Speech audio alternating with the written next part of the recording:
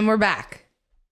Yeah, it was kind of a different week than I expected. I was thinking I was going to be in Vegas all last week, and I was, but for like 15 hours instead of 6 days.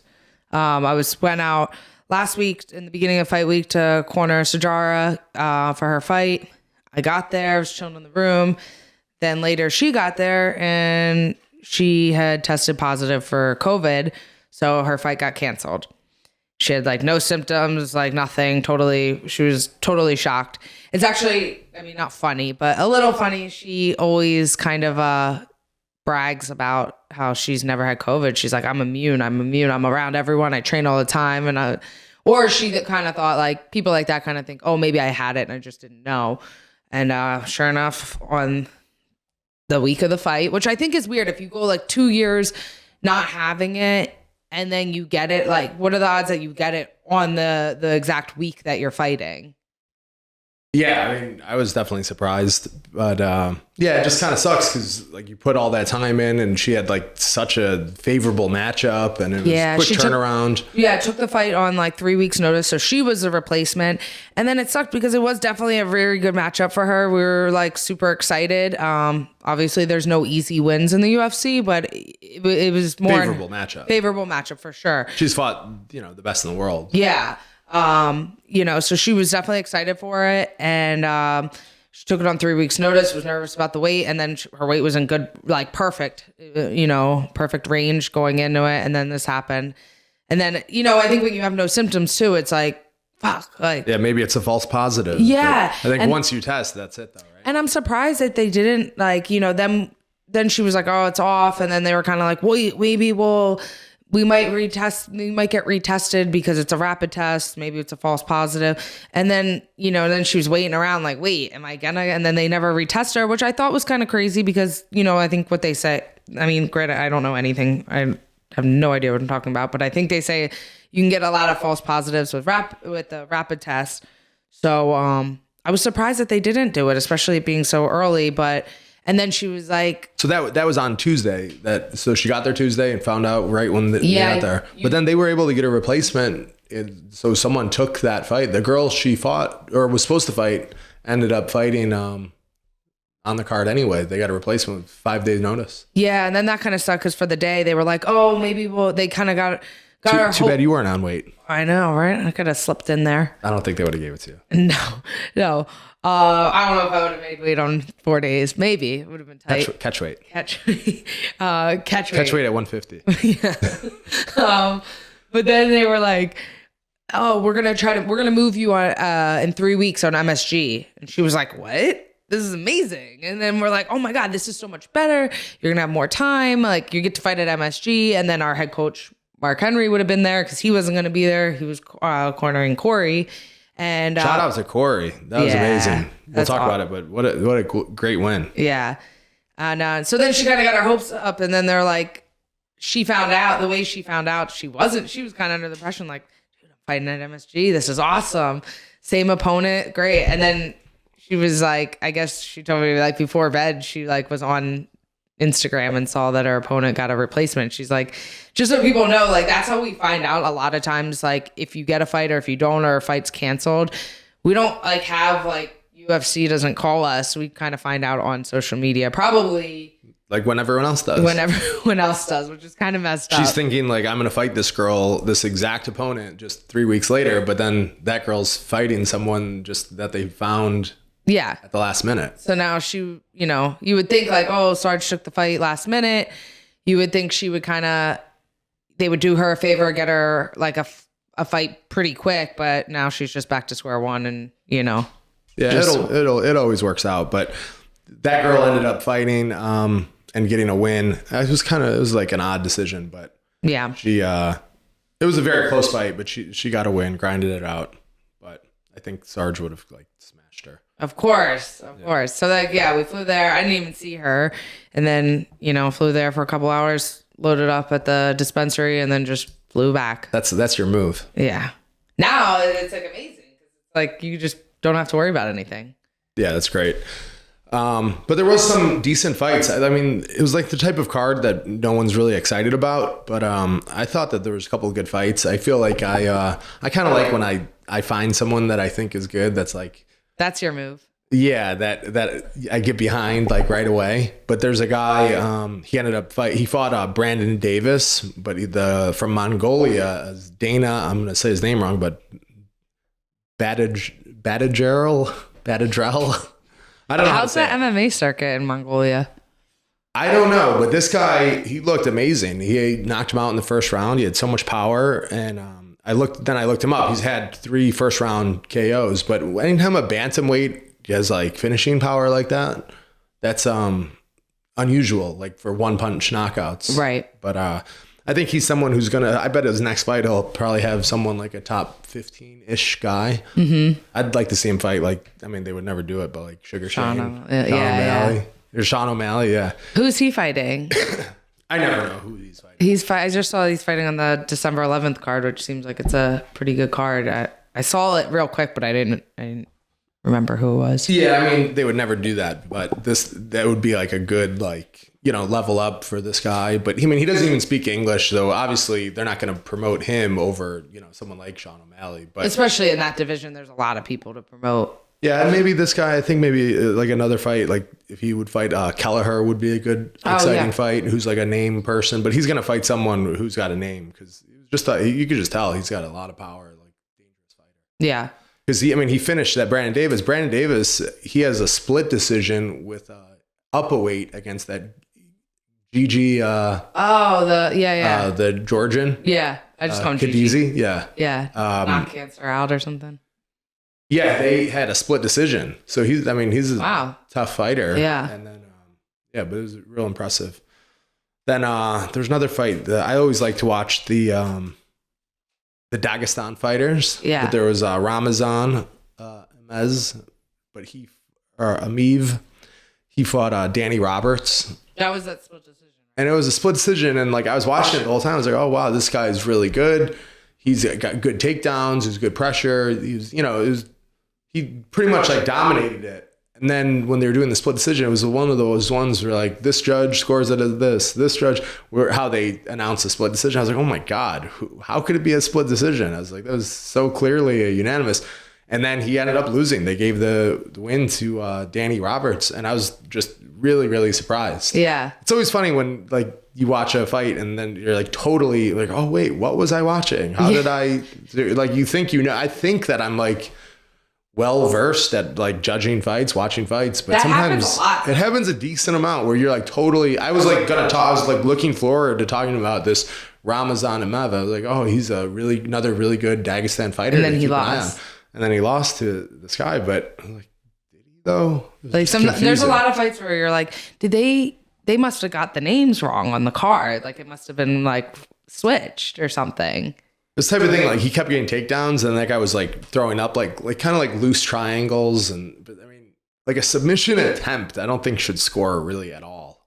I mean, it's so that's tough because it's like, I mean, if the submission's in and then they're almost ready to like if it's in and then it's like, well, that's how you end a fight. That should be the same as like as like rocking someone and then like stumbling, because that means you almost finished the fight, not just you landed it. But then sometimes some of those like bullshit like loose triangles. Like a guillotine when like you're flat on your back. Guillotines, I think, are really hard to for judges to tell, especially depending where they're sitting on the. But if you're like, okay, I always think this, okay, say I'm winning the fight, just the round.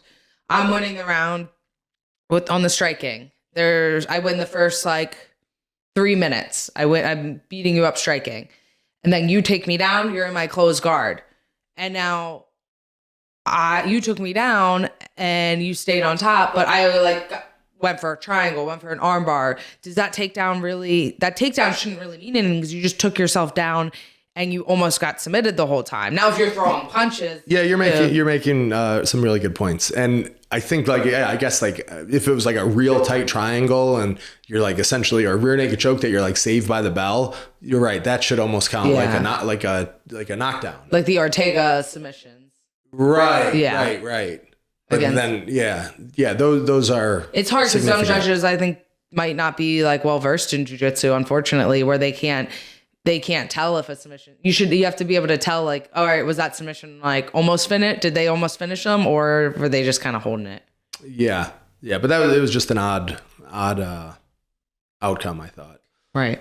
Then the other like kind of narrative of the night was Arlovsky and Jim Miller, both just their longevity is just so amazing. I just can't believe that because I'm younger than Arlovsky and I feel like I'm old. Yeah. I'm 38. He's, I think, 42.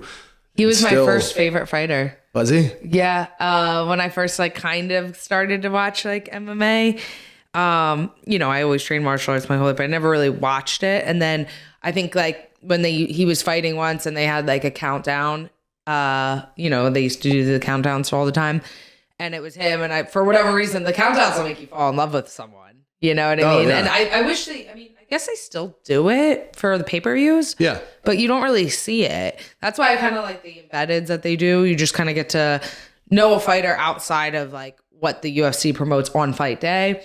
And for whatever reason, I just remember watching him be like, oh, I like this guy. Cool. And then that was when he would always wear, I'm sure he still does, always wear the fangs. And he was ripped heavyweight. And that was the first person that ever did that with the fang thing. So when I would see him, I would remember, that was something that helped me remember him. And I remember just watching the countdown, being after watching him, be rooting for him. And then every time he fought, I was like, oh, I like him. I always want him to win. So he was kind of my first favorite fighter. Yeah, it was just... His longevity is just so crazy, but I was looking at it a little closer today, really looking at his record and stuff for just, prepping for the podcast. And I didn't realize he was in the UFC from 2000 to 2008. Then from 2008 to 2014, which is 6 years, that's pretty much a relatively long career. That's a long career for, yeah, so you're right. 6 years, he was out of the UFC. He was fighting in Affliction and XFC and World Series Fight League and just random organizations, probably getting big paydays. Yeah. But for 6 years, he was out of the UFC. Then he came back in 2014, announced it, so that's 7 more years. He's been fighting at the highest level since the year 2000. That's insane. Years. I was But he was in the UFC the first time at 3-1. So it was just such a different era. Yeah. Same with Jim Miller, too. Yeah, and Jim Miller has actually more UFC fights, but his career hasn't been as long, in years. But Jim Miller has 37 UFC fights. That's insane. Same as Cowboy. That's so good. But I feel maybe because Cowboy's more popular. I was going to say, I feel like everyone talks about how Cowboy has Cowboy's done a little better. Yeah, and he's so popular, like you said. But yeah. I remember because Jim Miller's from New Jersey. I forget that he's from New Jersey because he doesn't really train with the Jersey people he lives who in think of Jersey guys. Near Sparta. It's kind of almost Pennsylvania, Poconos type area. He kind of does his own thing then, maybe. He has a gym there, but I remember back in the day when I first started it, I would go to, I think it was sometimes to AMA, and even Amanda Nunes used to train there in Jersey. Really? It was so weird. She was a little bit before. I had gone there sometimes just to get sparring. And I remember he used to be there. And I remember first time going there, I was like, whoa. I was like, oh my God, he's in the UFC and he trains here. That's crazy. And I was not even had an amateur fight yet. But he never used to train with Frankie or any of those guys? Or I think maybe at some point they did a little bit when he was at AMA, but then I think when he moved way more north and it's just too far and he had his own gym then. And I think he was training with his brother too. Yeah, he had a brother who was a good fighter. Yeah. But it's crazy when people that type of longevity, that type of career, and kind of just your own coach probably. Yeah. He's the jiu-jitsu coach, I'm sure, at the gym. And well, it's does his own thing. Yeah. Well, that's this one girl. 37 UFC fights. This one girl is fighting in PFL. I think she fought Kayla Harrison. Or no, she was fighting the Clarissa Shields. And they're like, yeah, she's from South Jersey. I'm like, what? I'm like, what's her name? And they said her name. I'm like, I've never even heard of her. I'm like, how is that possible? I'm like, how is there, especially girls, it's so small. I'm like, I train in South Jersey. I'm like, how is there a girl that trains? I'm like, why is she not training with me and Sajara? Right. I don't know. That part I don't understand. I'm like, how are you living that close and not saying you have to have the same coach as us, but how are you not sparring with us? Yeah, you'd think that there'd be some like crossover. Like here, like on Long Island, there's people that are from different gyms, but I think most of the people kind of end up training together at some point. Yeah, whether it's for jiu-jitsu or just sparring. Like I said, you might not have the same Just meet coaches, up. but yeah. But there's some chain crossover, but I don't think Jim Miller has done a ton of that. But it's the fact that he got a bonus too. Like he's still like, you know, getting performance bonuses. It's just wild that these guys could last that long. It's so funny. I feel like for him, like for the last like couple of years, every fight you're like, oh, it's probably, you wouldn't be surprised. You're like, oh, it's probably his last fight. And then that was like years go by and you're like, well, he's still winning and getting bonuses. Well, it's like Arlovsky's won his last two. Yeah. You know, it just seems that sometimes like fighters that were at the very top, a lot of times they just kind of let them only fight the top guys. And then they just, you know, you can't, like Yoel Romero, he was at the top and he only fought the very best guys. And he lost like 4 of his last 5, but they're against like, you know, title contenders or champions. But they could have been like, all right, you're going to fight like a 10th ranked guy or a 12th ranked guy. And he definitely is smashing those guys. I feel like with him, they just let him run his contract out and that was it. Where Arlovsky is certainly not at the top now. He's not in the middle anymore. And now he's fighting just kind of like roster guys. That's kind of he's probably getting paid like $1 million to fight someone who's the guy he fought is probably getting paid like $12,000. Yeah. I mean, it was his, you know, he hasn't had a ton of UFC fights. Yeah. So he's getting paid more than that, but yeah. The other guy? Yeah. I mean, I think it was like his 3rd UFC fight. So 14,000. Yeah. I think they start him off at 12 and 12. Okay. Unless you're like something special. So yeah, under 20. But Arlovsky's probably making like this, maybe $1 million. Yeah. Right? That's what makes it hard then when you're getting like paid more, then they won't match you up with someone lower. Usually, but they have with him. Yeah. They let him go back reverse through the rankings like backwards. I think too, does kind of have like a, you know, especially for the hardcore fans, he is like kind of like a little bit of a star there. Certainly. And there's guys he can beat, but I'm just like, a lot of times they don't do that. They don't let someone kind of go back through the rankings. They just let it like kind of fizzle out. Mm-hmm. But it's kind of cool. It's good that they do that. Yeah. Like they didn't do that with Alistair Overeem. Right. He, you know, took some losses. They let his contract just go out. But there's tons of guys he could beat. But when you're fighting the very best, it's like, well, yeah, they're paying him so much when they could just, the second he's out, then someone else will come up that's getting like not even a quarter of what he's getting paid. Exactly. But if you know, are used to fighting the top couple of people, then they let you fight someone who's like, you know, a 20th ranked person. That person cannot even stand around with someone like, you know, Alistair Overeem. Right.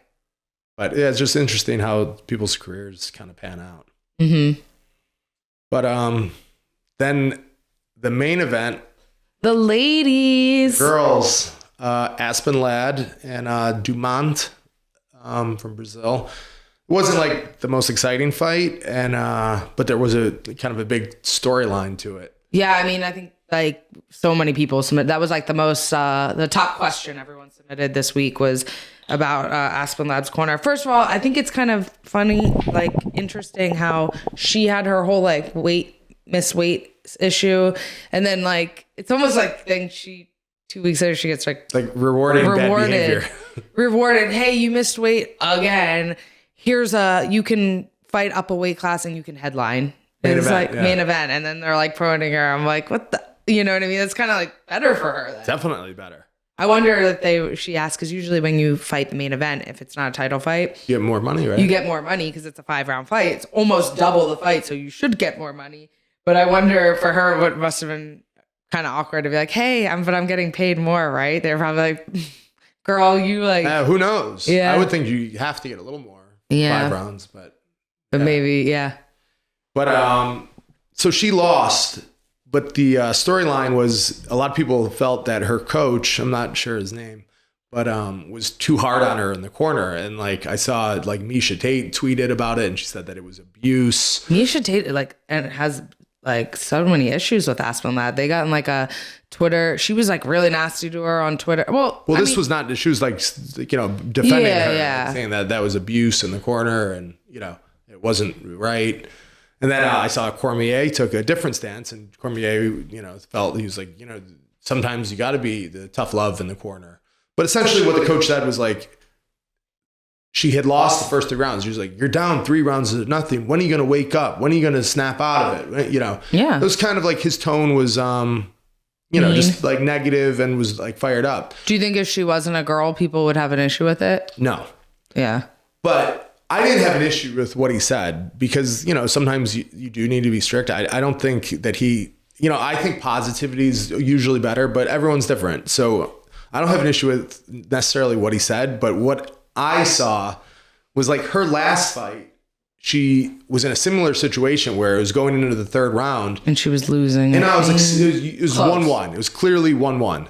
And they're like, you need to win this round. You need to, and he was really intense in the corner. Like yelling at her. Super intense. And it was like. He's like, go in there. And he's like, fuck her up or something like along those lines. Yeah.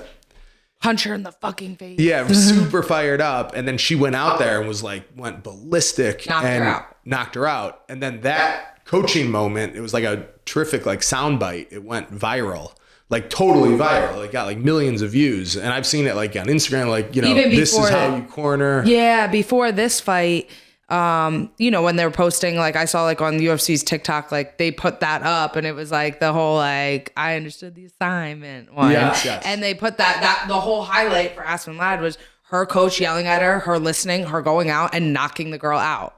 Exactly. So the only issue that I have with it is just his tone and the fact that you're mic'd, I just felt that he was trying to recreate another viral coaching moment. Like if that happened and then it would have went out and then she got the finish again, then he's like, oh, he's the best corner ever. But I don't have any issue with what a coach says to their athlete.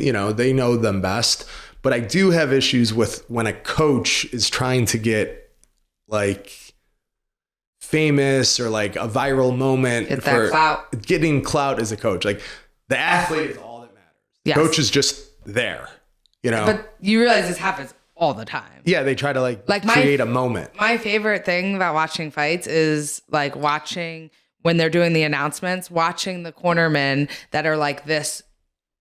Peeking over the cage. Peeking over then they're like standing right over the fighter's like shoulder while they're doing it. And they're like, look, and you can see their eyes looking up at the screen. When this is, I guess more so when there was, when it was in an arena, they're looking at the screen and then looking down. And I'm like, oh my God, stop. Like, it's not about you. It's not about you. But it's so many times, like you can tell now, ever since COVID with having the fights without the crowd, I think a lot of times the cameras and the commentators and like the highlights, they have clips of the cornermen talking in between rounds, because before when they would air this, they would pan out. They would show all the fans cheering, and you couldn't hear celebrities. Yeah, even though the cameramen or cornermen were still mic'd up, you couldn't hear that.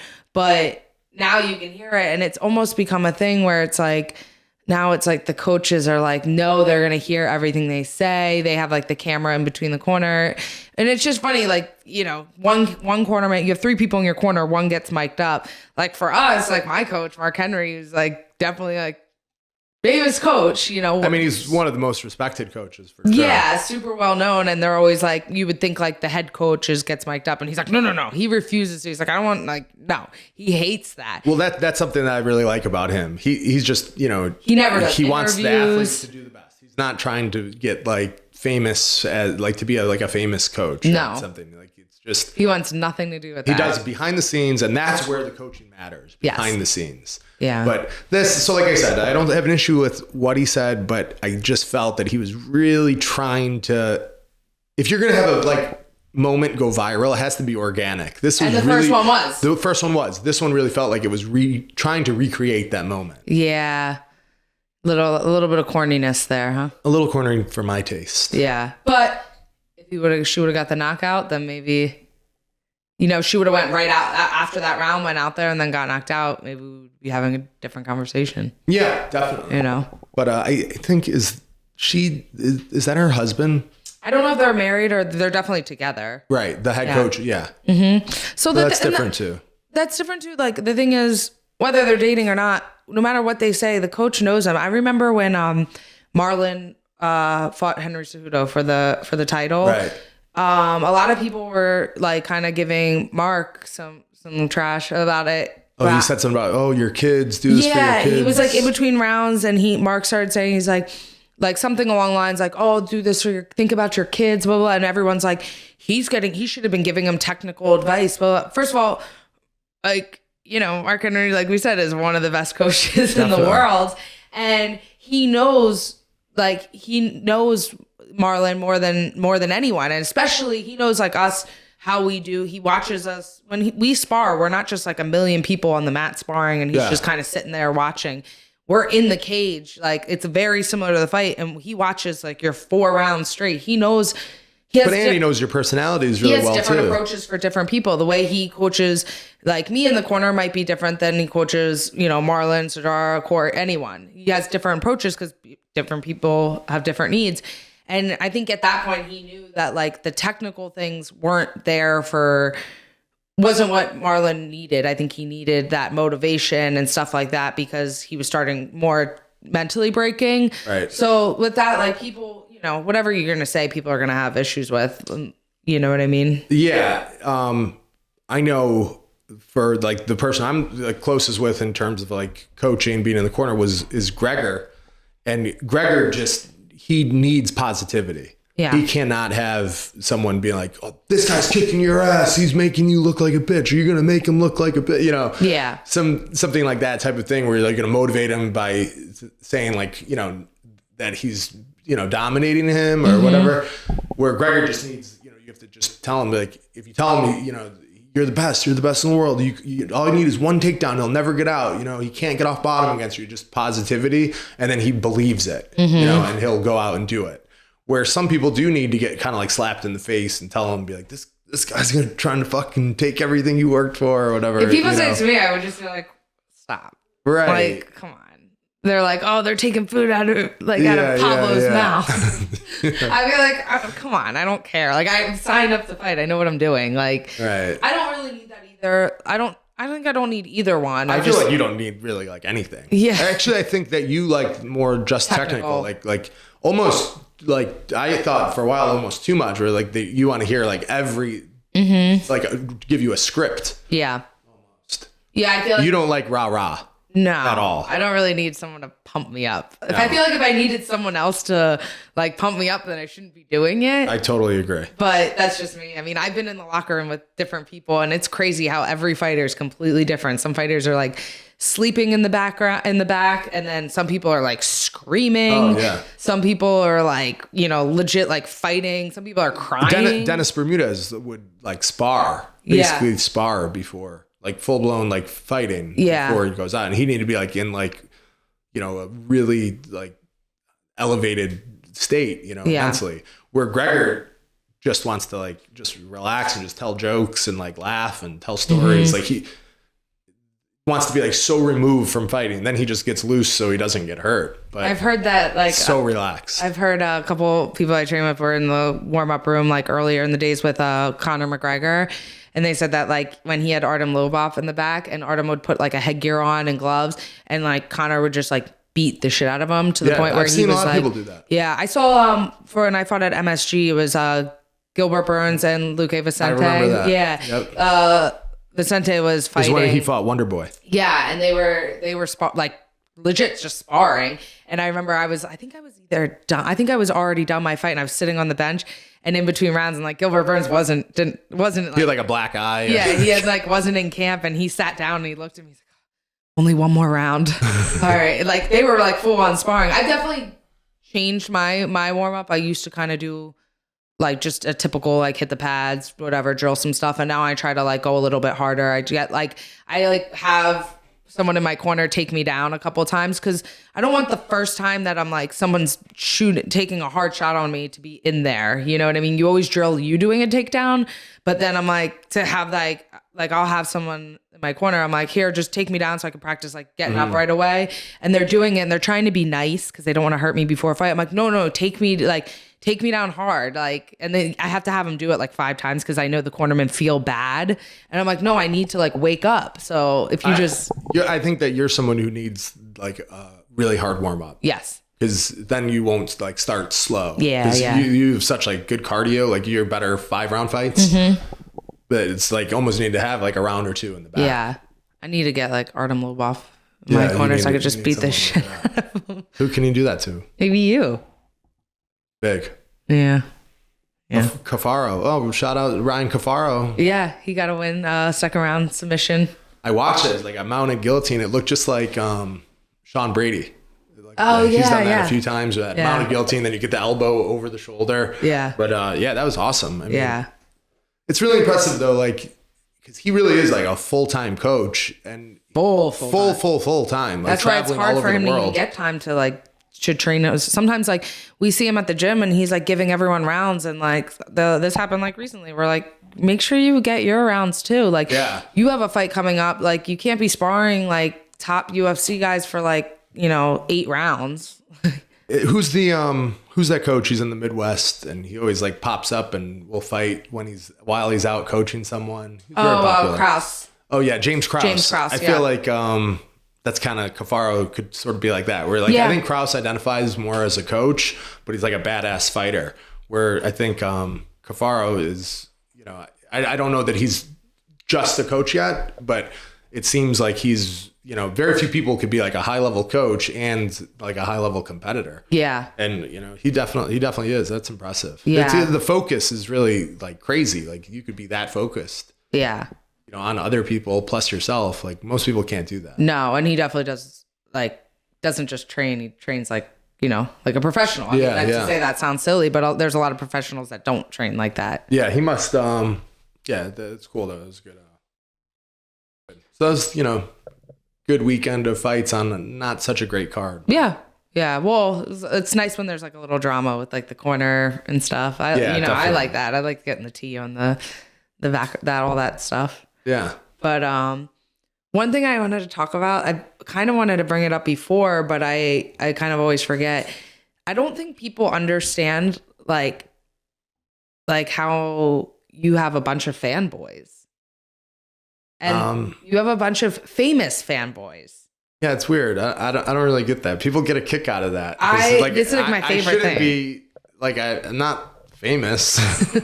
No, but you have like you have like actually like quite a list of like famous men that are obsessed with you. Not obsessed. Well, not obsessed with you, but like it's like they definitely like, how do you know that person? Yeah, like all of a sudden we'll be somewhere and one of these people come up and they're like, "Oh, Kyle, what's up, man?" I'm like, "How do you know this person?" Okay, so who are some of them? One of them is definitely, I think you both have a crush on each other, is Bruce Buffer. Well, I mean, I have met Bruce Buffer a few times, but your connection is like like he gets it, like we're like friends. Yeah, like when he sees you, his like eyes light up. Yeah, I don't know if maybe he's just a nice guy or if he's not like that nice with everyone. to me. No? I've been places with you and he comes up to me. He's like, "Oh, hey, Katlyn. Oh, Kyle, what's going on?" I'm like, Jesus, like, what am I interrupting? And, that's a weird one. Sometimes like doesn't he like when Gregor's fighting and you're in the corner, hasn't he like giving you like the time? Clock, yeah. But now they have the clocks everywhere. But before, I guess he'd have his phone and he'd like whisper to you like, "Oh, there's 3 minutes left." Yeah. the perks of being friends with Is Bruce. at least like sort of like it makes sense. I've been in that world. Yeah, I would think I've been in that world, but there's other ones that are like weirder. Well, yeah. Who else? You have Freddie Roach. Well, Freddie Roach, yeah. You kind of forgot about him, didn't you? Yeah. Why? Sometimes I think that he thinks I'm someone else. He always comes up to me excited and like hugs me, but I think he thinks that I'm someone else. The first time I saw that, he like came up to you and like... We were in a hotel, right? Yeah, he's like, "Hey, how's it going?" And then he walked in, I'm like, "Since when are you friends with Freddie Roach?" I met him one time at Henzo's, but in like kind of like passing sort of. Yeah. But I sort of think that he thinks I'm someone else, but he does always get excited when he sees me. I'm like, he's so pumped. And then the one that's definitely, you guys are friends. I can't even say his name. Cuban Jr. Cuban something Jr. Cuba Gooding Jr. How are you friends with him? Like anytime you go out in this, like you go out in the city and like all of a sudden you'll come home like you're like at 4 a.m. You're like, "Oh yeah, I saw Cuban out," and I'm like, "Why are you friends with him?" I met him one time in like in Philadelphia, I was out and I met him at a bar, and like we like hung out all night. We were like talking to girls and like hanging out. He's like really thirsty. And then so you guys hit it off well. Yeah. And then like 5 years later, I was out and I was with actually Jake Shields. We were at where's Eilena work? Ainsworth. Oh yeah. In the city, and Cuba Gooding Jr. was there, and he came right up to me. He was like, "Oh, how you been, man?" And we like hung out again, and then like I see him periodically. Yeah. And, like we're like friends on social media, but I don't really know how. There was like I don't really know how that relationship recently, happened. like a movie was on that he was in, and I was like, "Oh, there's your boy." What movie? No, we were watching. It was a super old movie. It was A Few Good Men. He had like a small part in that. Like, oh, there's your boy. That's what reminded you of this. Yeah. But it's so weird how you have like some random people that are like obsessed with you. Not Obsessed, but like it doesn't really make sense because I'm not like famous or anything. There's just, I feel like that always happens where people come up to you and they're like so excited to see you and they're like, "What's up, man?" And I'm like, how do you like, when did you have a relationship with these people? But yeah, it's weird. I don't know. Yeah. Well, I get it. Yeah, that's kind of funny observation. But yeah, a few odd fanboys. Yeah. The fans kind of probably a stretch, but yeah. Okay. Yeah. No. Acquaintances, maybe. Yeah, acquaintances. But so we wanted to answer a lot of questions. We had like some really good questions this week, better than they usually are. Usually we get a lot of asking you for like pictures of your feet. Yeah. Some people just say like a word. Yeah, because if I put like a question or topics. Well, topics could be if someone just says like steak. Yeah. Maybe they want you to talk about steaks or something. But so that's a topic. If you submit it, like give us a little bit more. Sometimes I can like figure it out, but like I'm not, when they're just like, "Oh, show us your feet." Like that's not really like a question. Right. You know, but whatever. That just say that's something totally different. Just ask for, Venmo me and I'll send you pictures of my feet. Exactly. Okay. First question is, any advice for a BJJ white belt who wants to start MMA? I mean, a BJJ white belt is so many different things. It could be like an NCAA national champion wrestler who, just started jiu-jitsu and everyone starts at white belt. It could be, a world champion kickboxer and starts at white belt. But if you're saying like, I'm assuming that's where they're starting. Off the street, you never did any martial arts, and then you enter your first jiu-jitsu school. I mean, it really depends on like your age, I think. Yeah, there's a lot of factors that go into it. But if you're just like a younger person, I would just say like a younger person that's kind of like athletic but never did martial arts, you start out jiu-jitsu. I think that's the best place to start. And I think you should do as many competitions in jiu-jitsu as you can. Try, any tournament, any super fight you can get, just compete as much as you can. And like, at least you got to be like a pretty solid blue belt, I think, until. I almost think if you're just starting with, just from that's the first time you're grappling, I almost think you should be like a purple belt, like compete through blue belt and then get to purple belt and then maybe start thinking about MMA. But if you're like a Division I wrestler, I still think that you need to be at least a blue belt before you should, take an MMA fight. Yeah. And think about it too. Which that's when you're taking an MMA fight, I'm talking like amateur. So you're still working on everything before you get to the pro level. But yeah. And then I think you should when you're doing jiu-jitsu, if your goal is to do MMA, you need to start wrestling right away. I think if you just start jiu-jitsu and you wait a couple years to start wrestling, now you're a jiu-jitsu person, your whole game's off. I think you need to start wrestling right away. So you're aware of like not just conceding to your back all the time, where if you only train jiu-jitsu, especially at a jiu-jitsu gym where there's not other MMA people, your game is going to be, I struggled with that in the beginning. Where if you're playing spider guard and grabbing, I'm long and I had like a good guard, and for like, I did just jiu-jitsu and competed all the time, but I was doing a lot of gi and no gi too, but I was all guard. Then you start MMA, you get taken down and you're like, "Oh, I got a good guard." Well, if you don't submit anyone, then you're losing. Yeah, exactly. So it's like, now you got to change your whole game and got to learn how to be better at passing and top and pressure and takedowns and scrambles. Exactly. Coming up off bottom. Mm-hmm. I think that the reason you're starting jiu-jitsu is to become an MMA fighter, I don't think of it as jiu-jitsu then. I think of it as just grappling. Yeah. So you have to be like wrestling and jiu-jitsu together, and then you become like a grappler. And then, but you need both. It's funny, when I started MMA, like everyone would say, you need to train in the gi because that's how you learn the fundamentals of jiu-jitsu. I kind of think differently now. I think if you're starting jiu-jitsu and your goal is MMA, I don't think you should do the gi. I think if you're training at a good gym where they're teaching you, they can teach you fundamentals and no gi. I think if you train in the gi, it's like, I don't know, for me personally, I just like conceded a guard and you don't really learn how to get on top that much.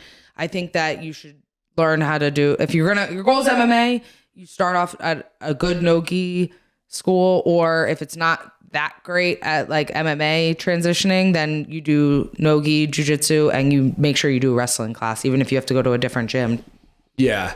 And no matter what, if you come from any wrestling background, if Jordan Burroughs or Gable Stevenson was like, I'm going to fight MMA now, like they need to become a blue belt first. They would become a blue belt quickly, but they should have like at least a year of jiu-jitsu, real training, like not just, like live rounds, like attending classes to learn how to like, escape a triangle, learn how to, not get swept, I think if you're starting it's a totally different sport. You need to, at least if you come from a high level wrestling background, you need to be a legit blue belt. If you are starting from the street, I think you should just probably get to like purple belt before I would do it.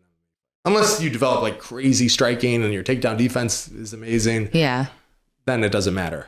And I think too, like if you want to do MMA, you still need to do the jiu-jitsu classes. I think a lot of people, whether they have other martial arts experience or not, they think, oh, well, the fighters are in this class, so I want to go in there. Or private lessons. Yeah. And even if you can keep up with them for like live goes, you're not learning techniques, especially like I think wrestlers that want to transition, they go right into, an advanced like or competitive no-gi class, and they're going, and the no-gi people that are really good like going with the wrestlers because it helps them, but it's not really helping you learn actual escapes and moves. So I think doing classes are super important. And then also with the class that you have a variety of training partners. You could go with other people who are white belts. You could go with, black belts, and you need to be going with people who are like, you could, execute new techniques on. If you're going right to like a pro MMA, like grappling class, then you're going to rely on just like what you already know and like take someone down and just stay in their guard and try not to get submitted. You're not really learning, but it's always a good place to start. Yeah. This one's for you. Why did Kyle stop fighting MMA? Those that don't know, Kyle's an undefeated professional MMA fighter. Yeah. 3-0.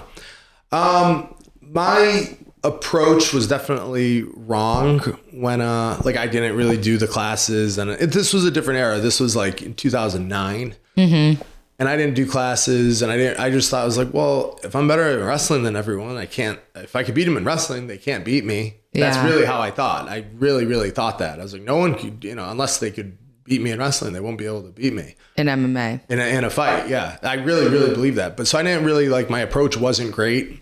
So I was just I took a fight with no training and against a pretty experienced guy, and I won. And all my fights were like that. So that probably made you think well, what I'm doing is right. Yeah. But then I had a really hard time getting fights then, because I was because of your wrestling kind background? of known in wrestling, pretty well known in wrestling. Yeah. And I had a few fights, and I think lower level guys who I should have been fighting, they didn't want to do it because you're just signing up to lose a wrestling match. Right. And then upper higher level guys would be a little apprehensive too, because they're well, I don't want to just get taken down and lose a wrestling match. But there's really not a lot of people to develop under. And then I kind of just got I wasn't patient with it. You had a couple fights too, right? Where the day of the fight. Oh, 4 or 5 the day of the fight. That's super discouraging. Super discouraging. And I had no money, and I was started kind of late in life. I was almost 30, and I was, I would also did not pick up striking well at all. And I don't know if it was because I wasn't training properly, but I didn't like have like a feel for that. Mm-hmm. You know, as a wrestler, so I don't think that if I would have stuck with it, I would have done great. I'm sure I would have, like got to the UFC and like, just with wrestling, a boring fighter, but I don't think I had the skills to become like knowing now what it takes to be like a world champion or like a legit professional fighter like you, where like you have a career. A career doesn't mean like a career record. A career means like there's a financial component attached to it. Like you've made like, like life-changing money with that. And I don't think I would have gotten to that level. And for me, I didn't love it enough to be like, well, whatever, I just want to win, or I just want to compete. Yeah. I just was like, wanted to do it because I thought, oh, maybe I can make a lot of money. Right. And that probably isn't the best approach if you're just starting out. Yeah.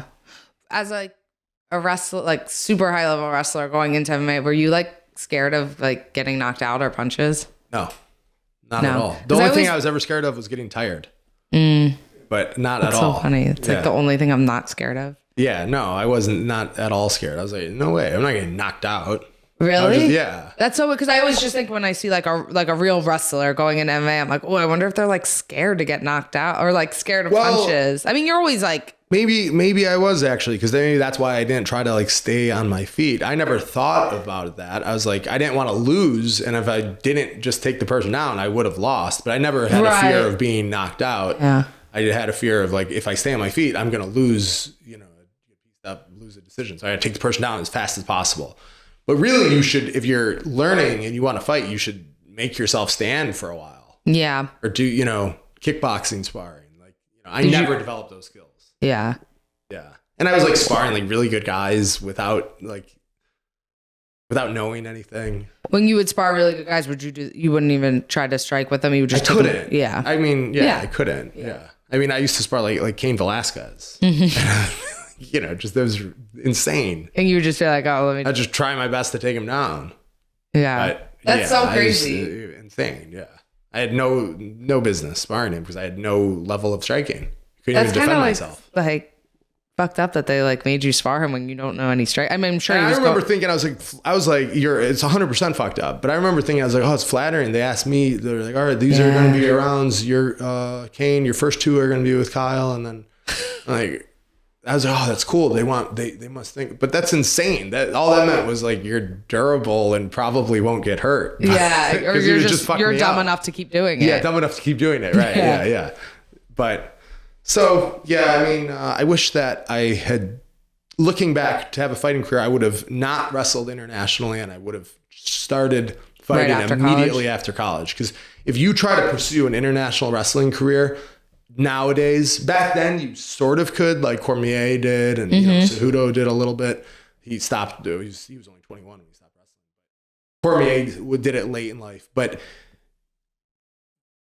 to pursue that like an Olympic aspirations, you're just burning years of development as a fighter. Yeah, like you're plenty good at wrestling if you wrestled in college. That's all you need to be. Just start developing your jiu-jitsu skills and your all-around fighting skills, and you'll have a better chance than like someone who's 30 years old and been through 2 Olympic cycles. And like if Jordan Burroughs is now 33 years old, he's like, oh, I'm going to start fighting now. It's too late. Yeah. Now he's got to learn jiu-jitsu, learn striking and everything. It's just not enough time. Yeah. Not enough time. So I mean, a bunch of the kind of like bad decisions put me in a position that I was like, I can't really pursue fighting because I had no money and really not a lot of that too is big upside. Time. Yeah. It was a different era. Yeah. People didn't know things like that, Yeah. You knew obviously if it was now, it'd be a lot different. Definitely. Okay. Someone said, why the fuck has Blonde Fighter not gotten a fight? That's a good question. I've been asking, well, here's the thing. I kind of complain right away that I'm like, oh, I'm not getting a fight. But like last year I did fight like 5 times in almost a year, but now I'm like, all right, we're kind of closing in on 2021, and I'm like, in 2021 I've only fought once, and that was in May, but granted, like before I fought so many times, so it's just hard going from 5 times in a year to only getting like 1 fight a year.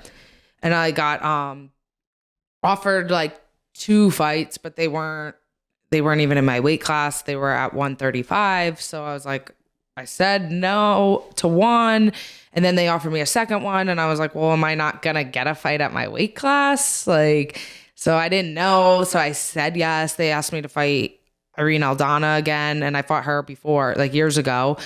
They asked me to fight her at MSG, and I was like, all right, well, I don't think they're offering me any. It's been a while. They're not offering me any more fights. And I mean, she's ranked third at 135. Yeah, I think 4. Yeah, 4. Yeah.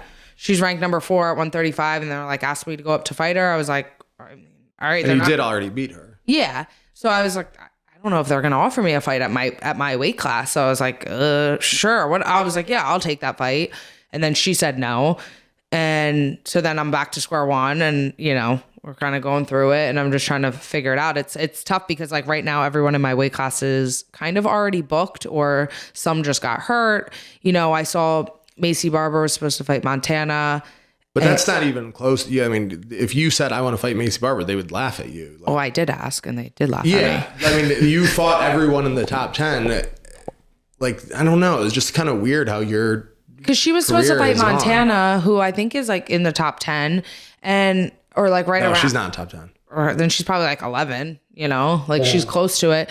So she got pulled out, and I was like, well, I fought every other girl. I'm like, so I was like, oh, Macy Barber. They're like, I'd like that fight, but she's ranked too low. She's ranked number 13. They're like, that's too low. I'm like, then who? And they're like, that's the question. I'm like, well, it's not really like my fault. Like, I'll just probably have to fight someone that I've already fought before. Yeah, like looking back, it would be better if like your first fight was against like a lower ranked girl. Your first fight was Lauren Murphy, and then that instantly puts you in the top 10. And then, you know, there's only 10 people in the top 10. That's not that many fights. That's why I always say, like, to new like girl, especially I just know more for girls that are fighting. Sometimes they want to, like, especially if they're young, I'm like, take your time, because once you get to the top 10, like, I just know from my experience, I've only fought top 10 opponents, and I fought everyone, and it's like I'm in a position where I have no one else to fight, and it kind of like I'm ranked number 2 and I can't get a fight. Yeah, it's and I'm willing to fight everyone. Super unusual situation. Super unusual. It's almost like you almost have to change weight classes. Yeah. But it's weird to be like number 2 in the world and have to be forced to change a different weight, to go to a different weight class. It's a weird problem. But hopefully soon. It seems like things are happening quickly. Yeah, I think you know, maybe in the next week or 2 I might know of a fight that's happening. Fight news coming. Big news coming. Stay tuned. Okay, so now off of training MMA questions. Does a long distance relationship work? I think it depends on the distance. That's part of it. Like long distance, like if, you know, you live on Long Island and you're dating someone who lives in Manhattan, you know, I think that's long distance. It's just annoying. But, you know, that's different than you living in, you know, dating someone who lives in, you know, Phoenix. Yeah.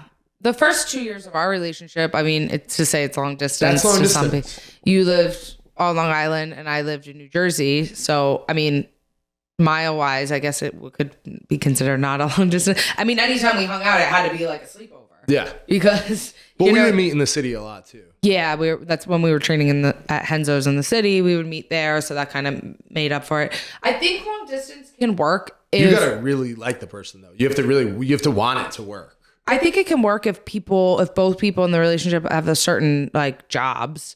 I mean, if you're like traveling, if both of you travel a lot for jobs, and then I think that kind of works out the best for them. You know, if someone works like all the time, or, you know, say one person works a lot and has a kid, and then they start dating someone that travels a lot for work. So it kind of like works out, you know, in some cases, I think distance works, but just for like a normal relationship, I mean, yeah, obviously it can work. I think the whole point of that is like it works, and then eventually you have to make a decision where one of you guys moves to the other person. Yeah, someone has to like make a sacrifice and move, because it's not like sustainable, like super long term. But then it's like, well, I don't know that person that well. How can I just move and just start with them? We've never lived together. Like, it's hard to get like intimately close with someone who you see like just on the weekends or whatever.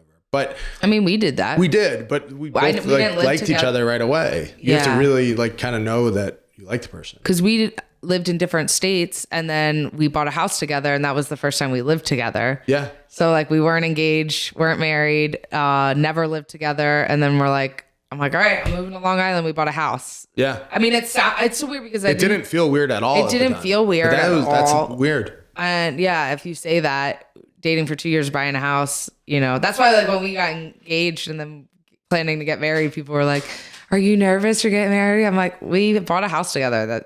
What do you mean? Not lived together. We bought a house together. So like to me, you're like already married. Yeah. But I mean, you have to really like, you have to be okay with kind of like being annoyed. Like you have to drive there. You have to travel there. You have to be like really enjoy your time together. But there is some fun things about it, because then when you're like, if you don't see each other very often, there's no like boring days. Like everything you do is like fun. Like we traveled all the time. We used to go to St. Martin a lot. We went, we'd go to Atlantic City a lot. Like it was years before COVID, but we would do like weekend getaways all the time. And I think that that's like really fun. But then it almost puts you in a position where like, if you're only having fun and traveling and going on vacations together, then it's like, are you good at life together? Yeah. Good at coming home from work, being tired and like, having just to figure out like, what are we making for dinner?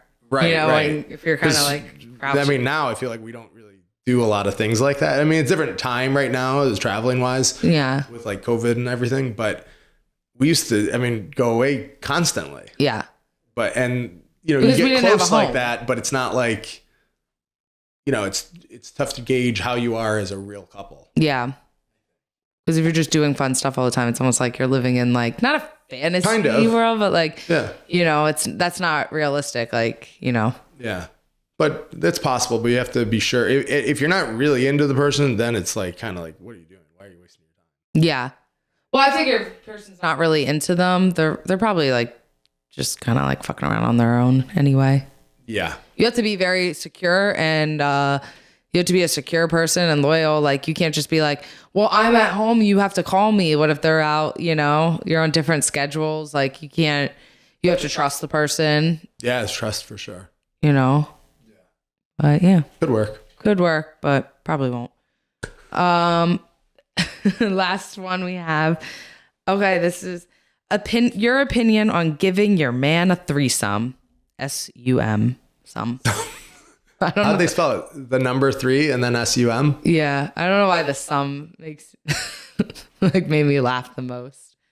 Why not the opinion on giving your girl a threesome? Why is it all of a sudden automatically for the man?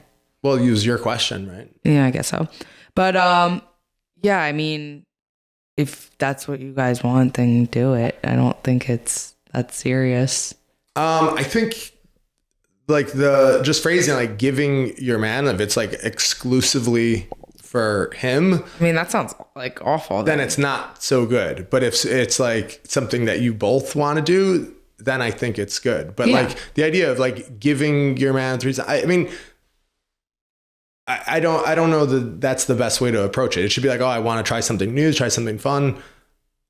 Then it's like, it could be a cool thing to look into. But if it's just like, but the girl has to also be into it, I think, not just giving, like, but giving you something. That's what happens, a lot in situations. Like, I know a lot of girls that, not a lot, but I know girls that have done that early on in the relationship, and they're like trying to be like a cool girl and be like, yeah, we do this. Oh yeah, we're in, like, we have threesomes all the time. They think it's like fun. And then all of a sudden, then it's like when they get comfortable with the guy or maybe get more serious or whatever. And then later, then the guy mentions it again. They're like, no, they're like, what the fuck? It's like, well, you lied to him.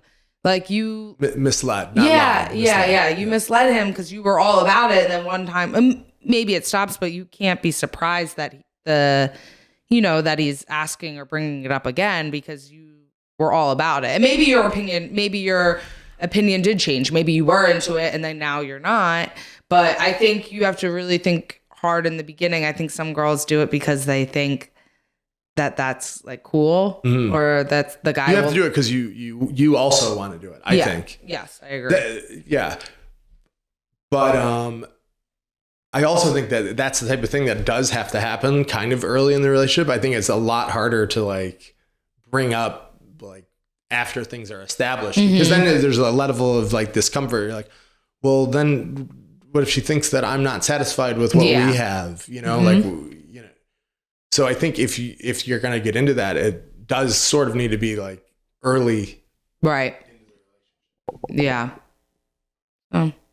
I don't know. I think you have to be, it's hard to, like you said, like, I'm like, be upfront about it. If you're not really into it or you think you're not going to be cool with it, like, don't do it just to be cool. But that's like anything. Like sometimes people are like, yeah, I don't care what you do. And then all of a sudden then they're like, it comes out later. It'll always come out. Yeah. So if you're like, not like like you said, giving it, if you have to like, if you're not into it and you're giving it to them, then you have to be honest about that. And I think that's something that should be brought up like early on. You know, I think early on in relationships, people try to pretend like they act like present like a representative of what they think that their person wants. Yeah. But you really should just be yourself. Because it's going to come and you're not going to be happy. Right. In the beginning, people like lie about, about what they want or what they're cool with in relationships because they're like, well, I don't want them to not like me. It's like, well, they probably don't like you. So it's probably not right. You know, the relationship's not right. You should be with someone else that likes you for not wanting to do that or wanting to do it. Yeah, exactly. So, yep. Yeah. Something to consider. Something to consider. Yeah. But any other questions? No, that's all we got today. So that's good.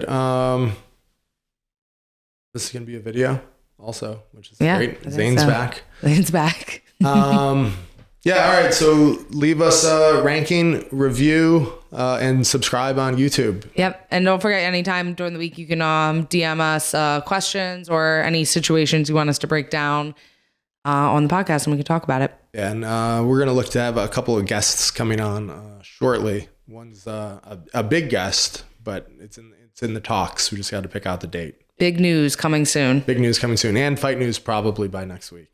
Yeah. All right. Thanks for listening. Bye-bye.